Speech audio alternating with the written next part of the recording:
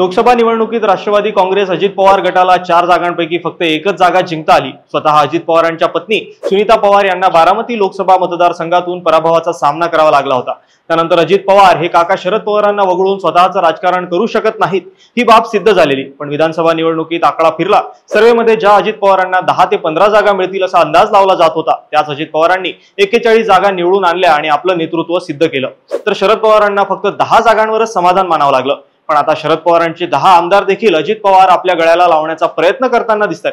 The new Indian express या वृत्तसंस्थेने दिलेल्या बातमीनुसार अजित पवार हे शरद पवारांच्या आमदारांना 100 कोटी रुपयांचा निधी देण्याचा वादा करून बसलेत।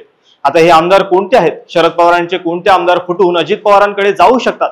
त्यांचे फुटण्याची कारणे काय हेच आपण आजच्या या व्हिडिओच्या माध्यमातून जाणून घेणार आहोत। नमस्कार, मी प्रथमेश धोटे आणि आपण पाहतात सत्तावारी। महायुती सरकारच्या पहिल्या कार्यकाळाप्रमाणे दुसऱ्या कार्यकाळात देखील अर्थ खात्याची जबाबदारी ही अजित पवारांच्या खांद्यावर आहे।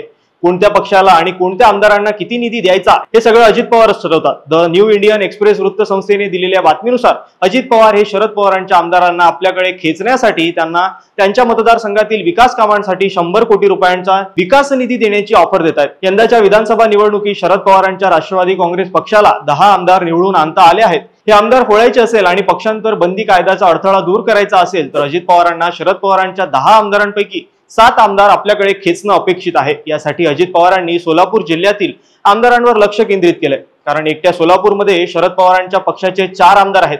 यामध्ये एक करून जर बघायचं झालंच तर सर्वात आघाडीवर येतात ते म्हणजे अभिजित पाटील। 30 वर्षापासून बबनराव शिंदे यांचा गड असलेला माढा विधानसभा मतदारसंघातून यंदाचं मैदान मारणाऱ्या अभिजित पाटलांना अजित पवार हे आपल्या पक्षात सामील करून घेऊ शकतात।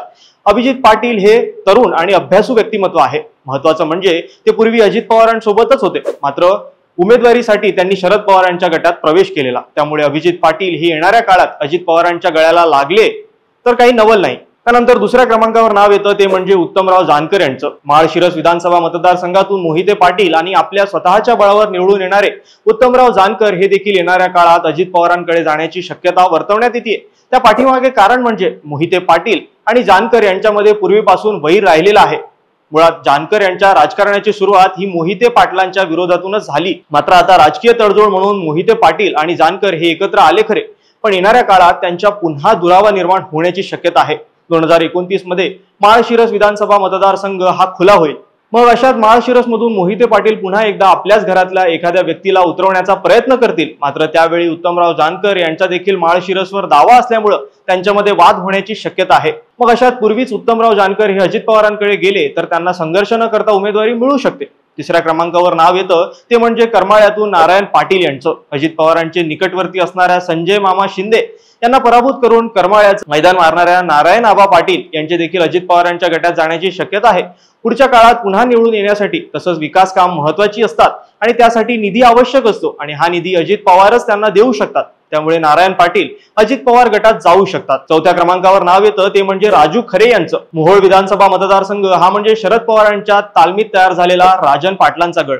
मात्र 2009 पासून हा मतदारसंघ एसएससी प्रवर्गासाठी राखीव झाला आणि त्यानंतर इथं राजन पाटील म्हणतील तोच उमेदवार शरद पवार देत राहिले। गेल्या वेळी राजन पाटलांनी इंदापूरवरून आयात करत यशवंत मानेंनी मोहोळची उमेदवारी मिळवून दिली। त्यानंतर राष्ट्रवादीत फूट पडली आणि राजन पाटील यशवंत मानेंसोबत अजित पवार गटात गेले। मात्र शरद पवारांसोबत जे त्यांचे संबंध काही बिघडले नाही, त्यांनी शरद पवारांची वेळोवेळी भेट घेतली।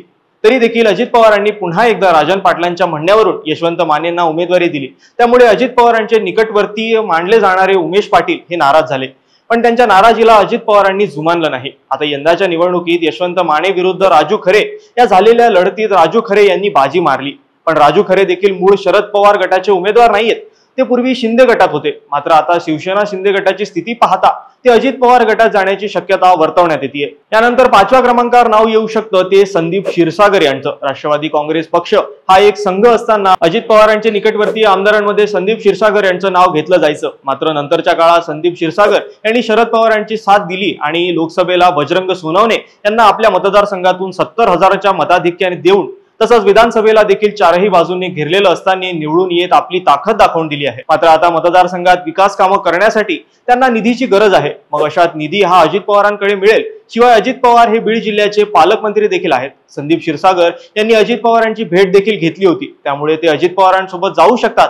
अशी शक्यता वर्तवण्यात येते। यानंतर 6व्या क्रमांकावर नाव येतं ते म्हणजे वडगाव शेरीचे आमदार बापूसाहेब पठारे यांचं। उमेदवारीसाठी अजित पवार यांच्या गटातून शरद पवारांकडे आलेले बापूसाहेब पठारे हे पुन्हा आता अजित पवारांकडे जाऊ शकतात। त्या पाठीमागे कारण म्हणजे वडगाव शेरी हा मतदारसंघ अजित पवारांच्या प्रभावाखाली असणारा मतदारसंघ आहे। शिवाय पुण्यातच पालकमंत्री पद देखील अजित पवारांकडे, तर त्याचा देखील फायदा या ठिकाणी बापूसाहेब पठारे घेऊ शकतात।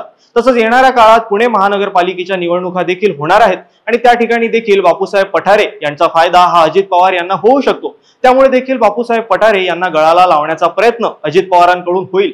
तसंच माजी आमदार सुनील टिंगरे यांची प्रतिमा त्या मतदारसंघात मोठ्या प्रमाणात मलिन झाली आहे। पोरसेकाय प्रकरणात त्यांनी हस्तक्षेप केल्यामुळे तिथल्या स्थानिक मतदारांचा त्यांच्यावरती रोष पाहायला मिळतोय। अशा परिस्थितीमध्ये बापूसाहेब पठारे हे अजित पवारांसाठी एक चांगली इन्व्हेस्टमेंट ठरू शकतात। आता 7वा क्रमांक कोणाचा लागेल याची मोठी उत्सुकता आहे, कारण की बघायला गेलं तर जयंत पाटील हे भाजपात जाण्याची चर्चा सुरू आहे आणि त्यांचं अजित पवारांसोबत जमत नाही हे सर्वश्रुत असल्यामुळे ते तर अजित पवारांसोबत जाण्याची शक्यता कमीच आहे। त्यानंतर प्रश्न येतो तो म्हणजे जितेंद्र आव्हाड यांचा।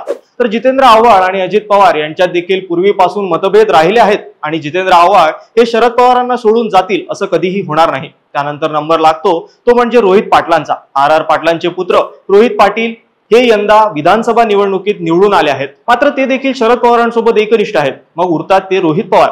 पण रोहित पवार जर अजित पवारांसोबत गेले तर भविष्यात पार्थ पवार, जय पवार आणि रोहित पवार या तिघांमध्ये संघर्ष होण्याची शक्यता आहे। त्यामुळे रोहित पवार अजित पवारांसोबत का जातील असा एक प्रश्न या ठिकाणी उपस्थित होतोय। म्हणून या चारही आमदारांमध्ये अजित पवार हे रोहित पाटलांना गळाला लावण्याचा प्रयत्न करू शकतात। रोहित पवार तरुण आहेत, हुशार आहेत, त्यांचं राजकीय करिअर आता सुरू झालंय। शिवाय त्यांचा स्वभाव पाहता भविष्यात ते जय किंवा पार्थ पवारांना आव्हान देखील देऊ शकत नाहीत। तसंच पुन्हा निवडून येण्यासाठी रोहित पवारांनी निधीची गरज आहे आणि विकास कामांची देखील गरज आहे। त्यामुळे त्यांचा नंबर अजित पवार गटात लागू शकतो।